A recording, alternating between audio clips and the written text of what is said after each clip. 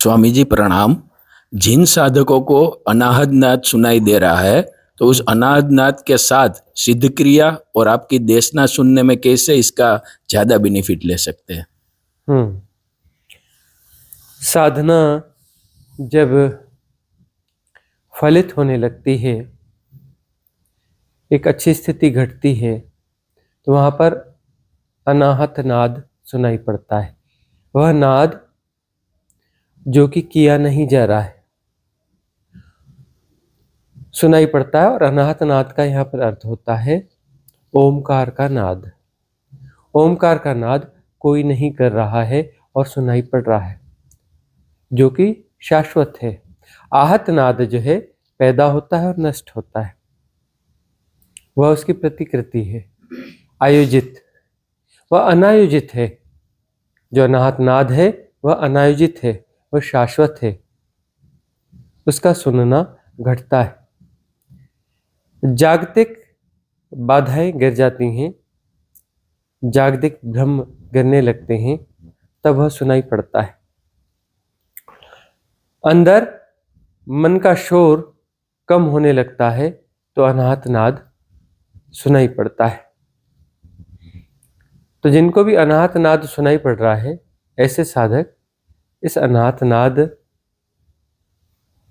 के प्रकट होने के बाद, घटने के बाद, अपनी साधना में ऐसा क्या करें कि वह साधना आंतरिक परिस्थितियों तक पहुंच जाए, पूरी तरह से फलीभूत हो जाए। पहली बात तो यह है कि वह नाद अपने आप सुनाई पड़ता है, उसमें हम कुछ कर नहीं सकते। जब भी शोर शराबे से बाहर जाओगे, अकेले में बैठोगे, तो नाद सुनाई पड़ेगा, नाद स्पष्ट होता है। हम टी ची पी को नाद नहीं कहते, हम नाद कहते हैं ओमकार को। क्या सचमुच में ओमकार सुनाई पड़ता है? ओमकार, स्पष्ट रूप से ओमकार। तो शुरू में वो ओमकार का नाद जो है बहुत तेज सुनाई पड़ेगा, बहुत तेज सुनाई पड़ेगा, एकदम स्पष्ट। और बाद में धीरे धीरे वह जो नाद है थोड़ा धीमा हो जाएगा, लेकिन कंटिन्यूअस रहेगा। रात को सोएंगे तो भी अनाहत नाद सुनाई पड़ता रहेगा। दिन में कुछ करते रहेंगे, यदि वह शोर शराबा ज़्यादा नहीं है, तो भी अनाहत नाद सुनाई पड़ेगा। तो जब भी खाली बैठे हैं और कोलाहल नहीं है, वहाँ अनाहत नाद सुनाई पड़ता है। तो जब भी वो सुनाई पड़ता है, कभी कभी ऐसी परिस्थिति भी होती है कि किसी कोलाहल में भी अनाहत नाद सुनाई पड़ता है, कुछ ऐसी परिस्थिति भी हो जाती है। तो जब भी ऐसा अनाहत नाद सुनाई पड़े, तो उस समय साधना में बैठ करके उस नाद को सिर्फ सुनना मात्र, सजगता पूर्वक। नाद मीठी ध्वनि होती है, याद रखना। आहत नाद का भी कभी प्रयोग करो तो ख्याल रखना, यह मीठी ध्वनि होती है, नींद ला देती है, तंद्रा ला देती है। तो इसे सुनना जरूरी चाहिए। करने वाले को भी करना और सुनना साथ में चाहिए। जब सुनना हो रहा है, साधना में बैठे हो, तो सजगता को बनाए रखना, क्योंकि वह नीचे जाकर के तंद्रा में परिणत हो सकती है। अनाहत नाद पहली बात चौथे शरीर की घटना है, यह मत समझ लेना कि कोई आंतरिक घटना है। चौथे शरीर की, मनस काया, मेंटल बॉडी की घटना है। कुंडलिनी जागरण भी चौथे शरीर की घटना है। अनाहत नाद का अर्थ होता है कि चौथे शरीर का संस्पर्श हुआ, संस्पर्श होते ही अनाहत नाद सुनाई पड़ता है, जोर का। और जब भीतर प्रविष्ट हो जाते हो और उसमें वास हो जाता है, तब वहां पर धीमा धीमा अनाहत नाद सुनाई पड़ता है। इसका साधना में अतिरिक्त कैसे प्रयोग करें? अनाहत नाद का प्रयोग नहीं है, लेकिन अनाहत नाद के बाद में जो है दो स्थितियां होती है। एक तो साधक इस भ्रम में पड़ जाता है कि मेरी साधना तो हो गई, अब मुझे घन घन बाजे अनहद नाद, अनाहत नाद सुनाई पड़ रहा है, तो उस प्रपंच में नहीं फंसना है कि साधना हो गई। यह सही साधना की शुरुआत है। अनाहत नाद यानी साधना अब सही दिशा में, सही जगह पर आ गई है। अब साधना को और आगे बढ़ाने की जरूरत है, साधना को और आगे बढ़ाने की जरूरत है।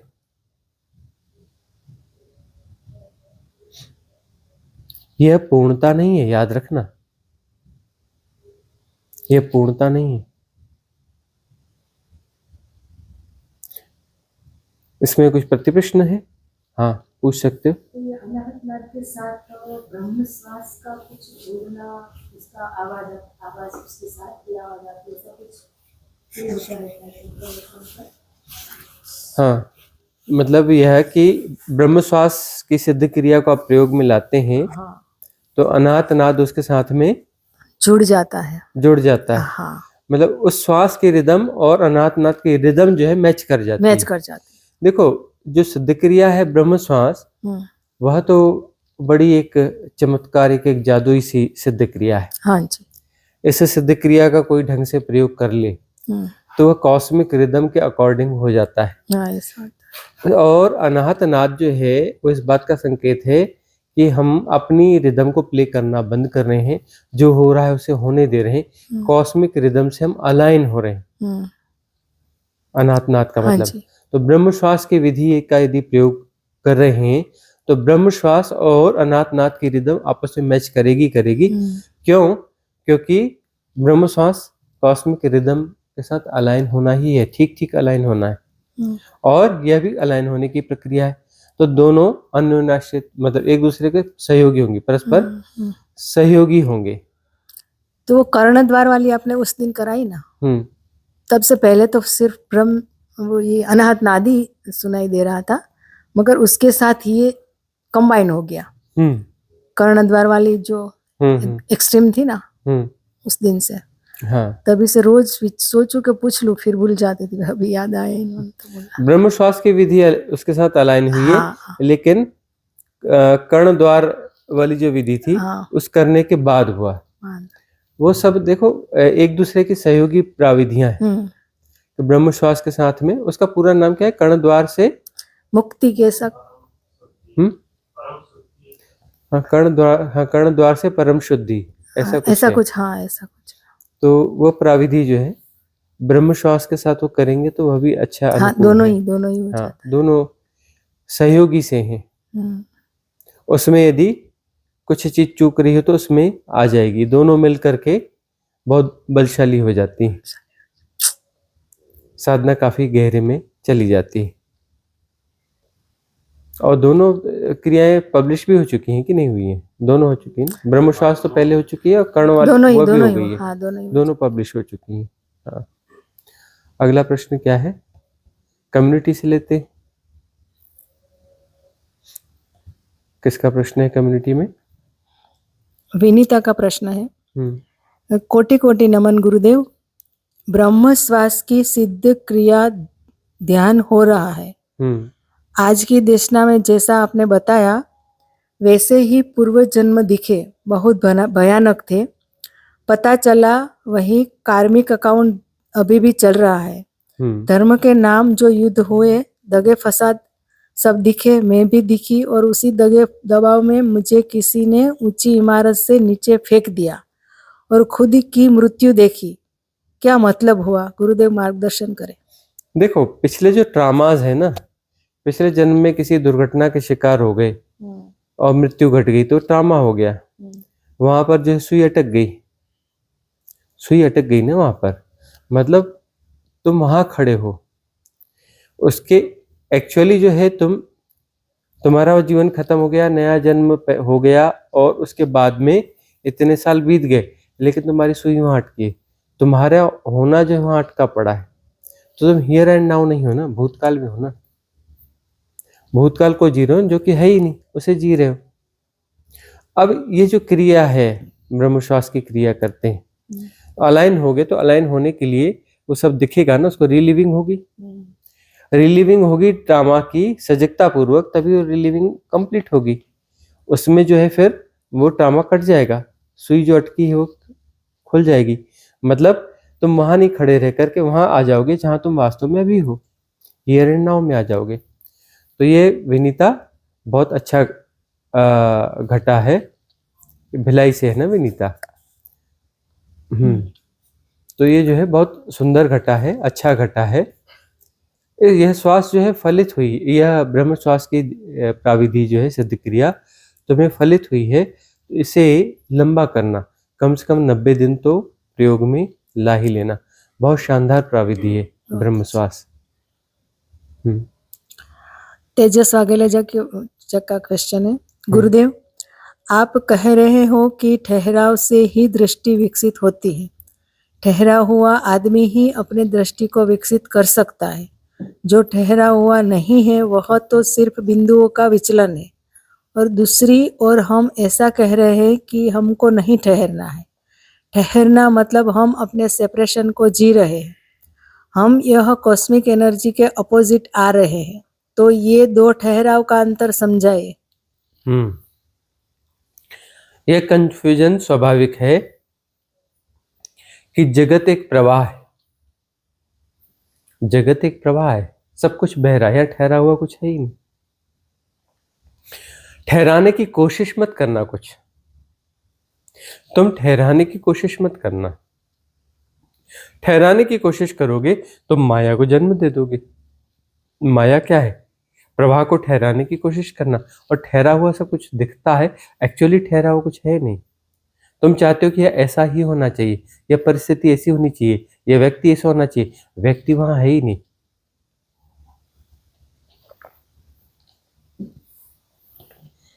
व्यक्ति जैसा भासता है, व्यक्ति वहां है ही नहीं, वो प्रवाह मात्र है।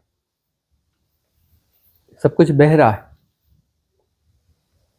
कोई भी चीज यहां ठहरी हुई नहीं है, उसको ठहराने की कोशिश मत करना। ठहराने की कोशिश में माया पैदा हो जाएगी। जब भी तुम दावा करते हो ना कि यह ऐसा है, मतलब तुम ठहराने की कोशिश करते हो ना। दावा क्या हुआ?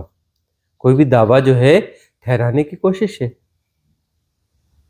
और ठहरा हुआ कुछ है नहीं। सारे दावे झूठे हो जाते हैं, याद रखना। कोई भी दावा करो वो सब झूठा हो जाता है, क्योंकि ठहरा हुआ कुछ है ही नहीं। तो यार ठहराने की कोशिश मत करना, उलझ जाओगे। ठहराना माया है।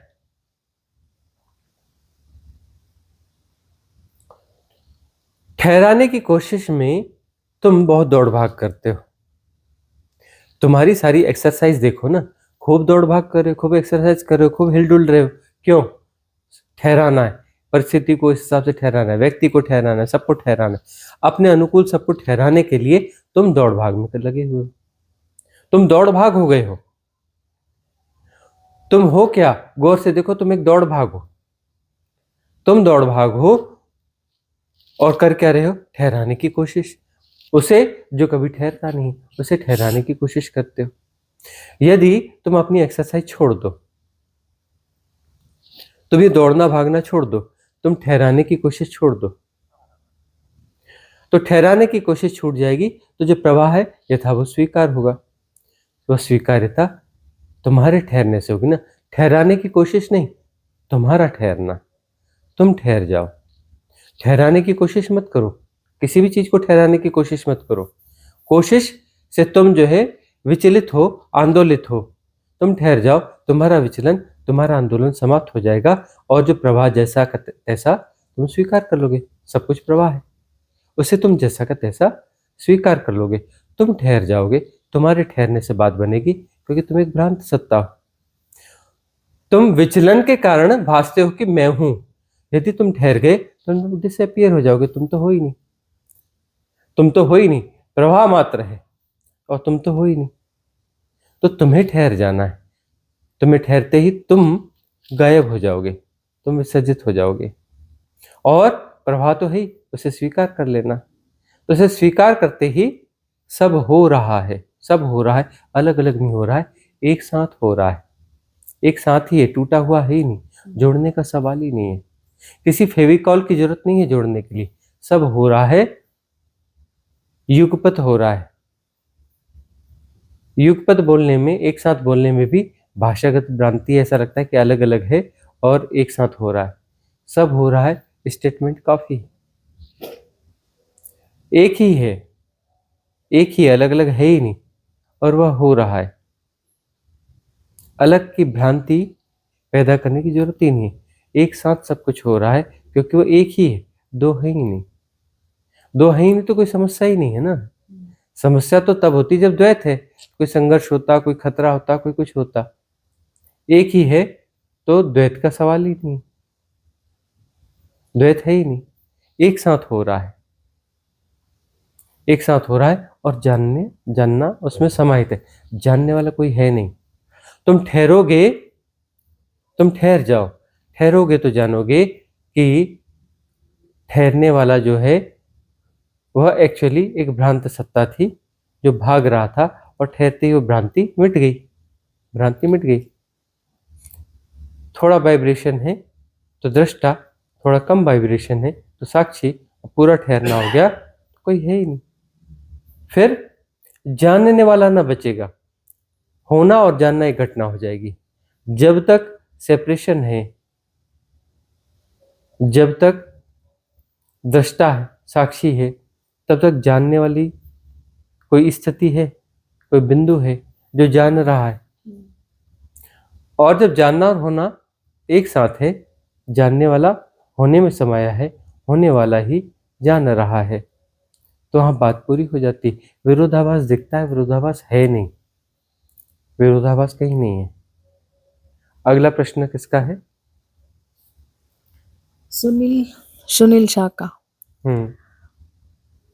पूजा गुप्ता बिहार से है। प्रणाम सदगुरु, आपकी देशना को सुनती हूँ, विधाओं का प्रयोग करती हूँ, रोज नए अनुभव होते रहते। अब सबको अलग नज़र से देखना होता है। आज दोपहर को सो रही थी, नींद गहरी नहीं थी और ऐसा लगा कोई गला दबा रहा है। मैं सांस लेने की कोशिश कर रही थी, ऐसा 2 बार हुआ। जब उठकर देखा कोई नहीं था। ये क्या था गुरुजी, कृपा करें।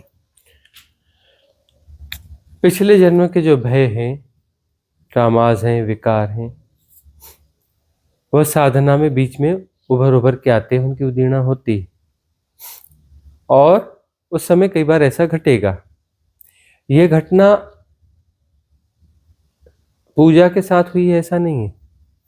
यह घटना जितने लोग बैठे हैं उनसे पूछोगे तो आधे से ज्यादा लोगों के जीवन में कभी ना कभी घटी। और गौर से देखोगे तो 90% से ज्यादा लोग कि कोई गला दबा रहा है, कि कोई छाती दबा रहा है, कि कोई कुछ कर रहा है, ऐसा जो महसूस होता है, यह भय के कारण होता है। और भय में फिर जो है ऐसी कल्पना होती है। और कई बार ऐसा होता है कि छोटा मोटा कुछ हो, अपना ही हाथ यदि कहीं रखा हो तो ऐसा लगता है कि कोई गला दबा रहा है, कुछ कर रहा है, जबकि हाथ रखा हुआ है, कुछ कर नहीं रहा है वहां पर। या कोई तकिया रखा है तो ऐसा लगेगा कोई छाती पे चढ़ गया है और दबा रहा है। सपने में ऐसा होता है, भय मिश्रित हो जाता है ना, वो भय के कारण होता है। तो उस भय की उदीर्णा हो रही है, तटस्थता बनाए रखो, भय की उदीर्णा होगी, उसके कारण की उदीर्णा होगी, उस ट्रामा की उदीर्णा होगी। तटस्थता बनाए रखोगी तो उसकी निर्जरा भी हो जाएगी, बात खत्म हो जाएगी। तटस्थता ही महामंत्र है, उसको उपयोग में जरूर लाना। ममता। प्रणाम स्वामी जी। स्वामी जी, जब हम 20-25 साल के युवा अवस्था में होते हैं तब ऊर्जा ज्यादा होती है और तब विकार भी ज्यादा होते हैं। 55 के बाद ऊर्जा कम हो जाती है और साथ साथ विकारों की भी इंसेंटिसिटी भी कम दिखाई देती है। तो ये विकारों का कम होना कम ऊर्जा के कारण है या बोध के कारण है? अगर बोध के कारण है तो ये बोध अगले जन्म में कैरी फॉरवर्ड होता है या फिर से उसी विषय साइकिल से गुजरना पड़ता है? कृपया मार्गदर्शन करें। जो विकार हैं, उम्र बढ़ने के बाद विकार जैसे कम लगते, मतलब जस्टिफाइड हो जाता है, तुम्हारी तर्क करने की क्षमता बढ़ जाती है ना, तुम अपने तर्कों द्वारा अपने विकारों को जस्टिफाइड कर सकते हो।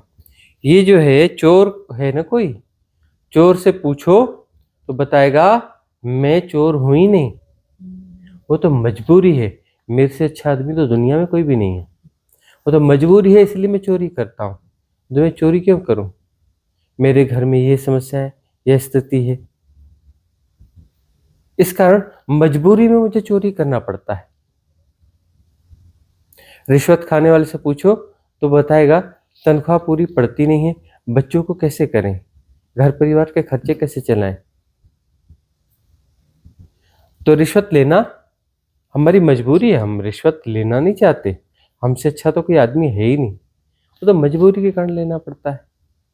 तो जितने भी गलत व्यक्तियों से मिलोगे तो वो यही बात बोलेंगे, ये हमारी मजबूरी है।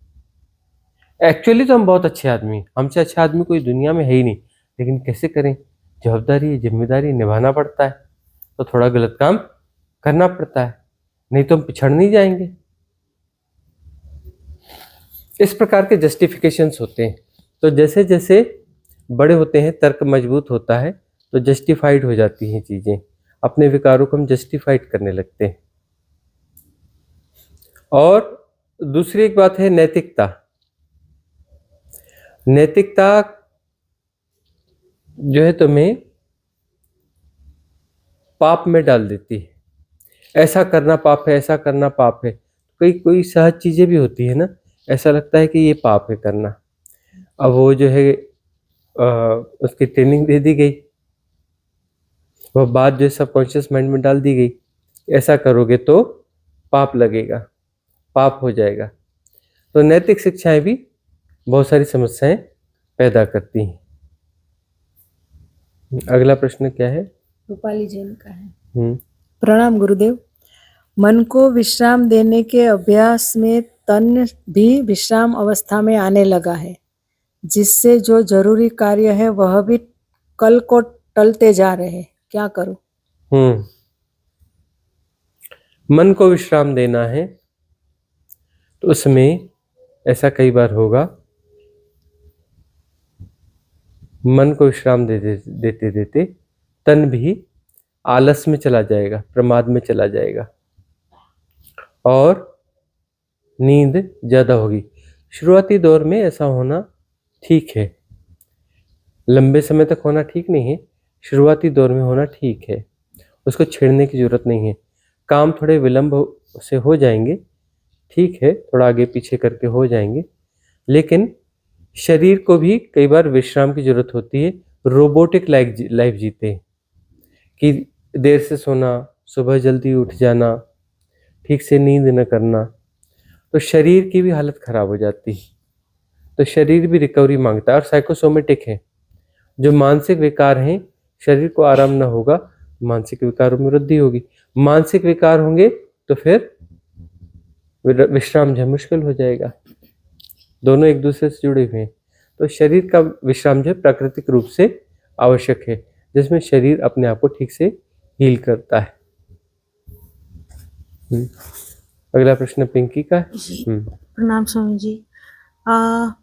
जब जीवात्मा घूमती है 3 से 13 दिन तक उसका जन्म मरण चलता रहता है ऑटोमेटिकली, किस लेवल पर जाकर या कितने पुण्य हो जाते हैं जब उसको प्योर बीइंग्स की हेल्प मिलती है अगला जन्म लेने में? अगला जन्म लेने में हेल्प देने के लिए जो हायर बीइंग्स हैं वो तैयार ही रहती हैं, वो ऑर्डिनरी बीइंग्स भी रहती है ना, उनको भी हेल्प दी जाती है, उनको सुझाव दिए जाते हैं, ऐसा कर लो, यह कर लो, ऐसे सुझाव दिए जाते हैं। तो हायर बीइंग्स तो बहुत रहती हैं और वह सुझाव देती हैं, वो तो सभी को देती हैं, बुरी बीइंग्स हैं उनको भी सुझाव देती हैं, वो माने ना माने अलग बात है, लेकिन जो है हायर बीइंग्स जो है सबको सुझावात्मक सहयोग देती हैं, जबरदस्ती कुछ नहीं करती, सब सुझाव दिए जाते हैं। तो हम खुद ही सारी प्लान बनाकर आते हैं, जो भी हमारे कर्म पिछले अगले सारे जोड़ करके, मतलब किसी को अब जो है हम प्लान बनाते हैं, हम इस बात का प्लान बनाते हैं कि ये जो लेन देन रह गया वह पूरा हो जाए। पाप है, पाप हो गया है तो कुछ ऐसा करें कि उसका लाभ हो जाए, उसको लाभ हो जाए तो जो हानि है वो बराबर हो जाए, कर्म बराबर ना, जिसके कारण हमको हानि हुई, हमारे कारण जिसको हानि हुई उसको हम किसी प्रकार से लाभ पहुंचा दें या उसका कोई काम बना दें। तो ऐसा करके हम हिसाब किताब बराबर करना चाहते हैं। हिसाब किताब बराबर करने के लिए ही अगला जन्म होता है, और इस प्रकार से हिसाब किताब कभी बराबर होते नहीं, क्योंकि जन्म पे जन्म होते चलते हैं। अब तुम जो है 10,000 लोगों से तुम्हें हिसाब किताब करना है। तुम एक जगह जन्म लिए, वहाँ 2 लोग हैं, फिर कहीं और एक आध को पकड़ोगे, आसपास कहीं एक आध को पकड़ोगे। अब तुम भटकोगे, जगह बदलोगे, शहर बदलोगे, इसलिए बदल रहे हो कि वहाँ पर 2-4 लोग इंतजार कर रहे हैं, पिछले जन्मों के उनके हिसाब किताब है। वहाँ जाओगे, कभी यहाँ जाओगे, कितने लोगों का हिसाब किताब बराबर कर पाओगे? कर पाओगे। और दूसरी बात यह है कि अभी तो बहुत सारे लोग न जाने कौन से जीव जंतु बने हुए हैं, क्या बने हुए हैं, उनका हिसाब किताब कैसे चुकाओगे? और यह जीवन तो छोटा पड़ जाएगा, जीवन जो है छोटा पड़ जाएगा। और दूसरी बात यह है कि यह हिसाब किताब चुकाते चुकाते नए हिसाब क्रिएट कर लोगे, नए कर्मास बना लोगे। इसका उपाय क्या है? उपाय है सिद्ध क्रियाएं। इसीलिए साधना की जरूरत पड़ती है, क्योंकि तुम कितनी भी सजगता से जियो, है ना, कर्मास को पूरा करना आसान नहीं होता। सिद्ध क्रिया है, मंगल कामना, क्षमा याचना विधि है। ईमानदारी से करोगे, जन्मों जन्मों के विकार जो है एक प्राविधि के दौरान ही खत्म हो जाते हैं। जन्मों जन्मों के विकार, उसमें जो है मंगल कामना देना है सबको। संपूर्ण ध्यान में भी मंगल कामना है ना, उसमें सबको एक साथ मंगल कामना दी जाती है। क्षमा याचना की जाती है, क्षमा याचना की जाती है, क्षमा दी जाती है। लेना देना सब प्रकार का चुक जाए, तो चुक गया तो फिर जो है जन्म का कारण ही नहीं बचा। जो स्ट्रेचिंग टाइम है वो समाप्त हो जाता है। समय जो हमारी स्ट्रेचिंग है ना, हम स्ट्रेच करते हैं ना कि ऐसा होना चाहिए, वैसा होना चाहिए, इसका चुकाना है, इसका वसूलना है, इसको सजा देना है। तो इस प्रकार के जो आग्रह हैं, ये आग्रह समय को पैदा करते हैं। तो अब वो समय विसर्जित हो जाएगा, मंगल कामना क्षमा याचना से विसर्जित हो जाएगा, तो यही जन्म अंतिम जन्म हो जाएगा। जी स्वामी जी, बाकी मैं आपका बहुत बहुत धन्यवाद आपका तो करती हूँ, अस्तित्व का भी बहुत धन्यवाद करती हूँ कि अस्तित्व ने ऐसे सदगुरु दिए जो मैं कभी सोच भी नहीं सकती थी कि ऐसे सदगुरु भी हो सकते हैं दुनिया में। थोड़ा बहुत भटके भी, मतलब नहीं वो चीज़ मिली, नहीं वो सच इतना मिला जैसी मेरी अपनी पर्सनैलिटी थी, उसी तरह के मिले। मैं इस चीज़ का इतना आभारी, जितना भी अस्तित्व का मैं धन्यवाद करूँ उतना ही कम है। बाकी जो जहाँ का माहौल देखा, सभी साथियों का प्रेम केयर इतनी देखी, खाना मैं किस किस चीज़ के बारे में सोचती हूँ पहले तो मुझे पता ही नहीं चलता था। जब मैं आपके पास आई थी खजियार में पहली बार, आप जानते हैं या मैं जानती हूँ मैं कहाँ खड़ी थी, और आज देखो, साधना जो है ना, सारे ट्रामा से बाहर निकाल के बाहर खड़ा कर देती है, सहज बना देती है। ठीक है ना, पात्रता का विकास होता है साधना से। तो सदगुरु का सत्संग सानिध्य होता ही इसलिए रहे ना, रूपांतरण के लिए। रूपांतरण तुम्हारे जीवन में बहुत ज्यादा हुआ है।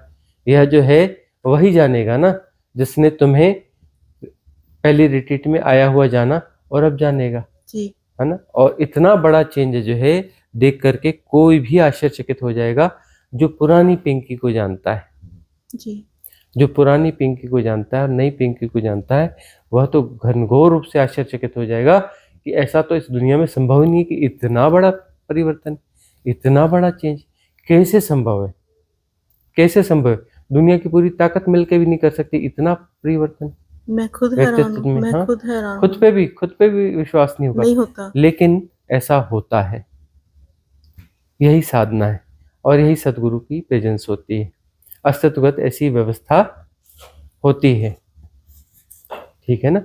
और यहाँ तक बात ठीक है, लेकिन अब जो है ओरिएंटेशन अपना ठीक करो। ओरिएंटेशन, ग्रेटिट्यूड, धन्यवाद तो बात ठीक है, वह होना चाहिए। साधना को और आगे बढ़ाने की जरूरत है। अब साधना को जब श्रद्धा हो गई है, भरोसा हो गया है, श्रद्धा हो गई है ना, अब श्रद्धा के साथ में अब साधना को आगे बढ़ा लो। सुई मत अटकाना आप कहीं। अब साधना में पूरी जान लगा देना, सिद्ध क्रियाओं में जान लगा देना, देखना सुनते रहना। समझ में पहले बिल्कुल नहीं आती थी, नहीं। अब समझ में आने लग गई है, हाँ जी। काफी हद तक समझ में आने लग गई काफी है ना। तो धीरे धीरे पूरी समझ में आने लगेगी। डटे रहना, टिके रहना, सिद्ध क्रियाओं का जीवन में समावेश करते रहना, नित्य प्रति छोड़ना नहीं, है ना, दांव लगाना अपना पूरा, और देशनाओं को लगातार सुनते रहना। मंगल होगा, कल्याण होगा।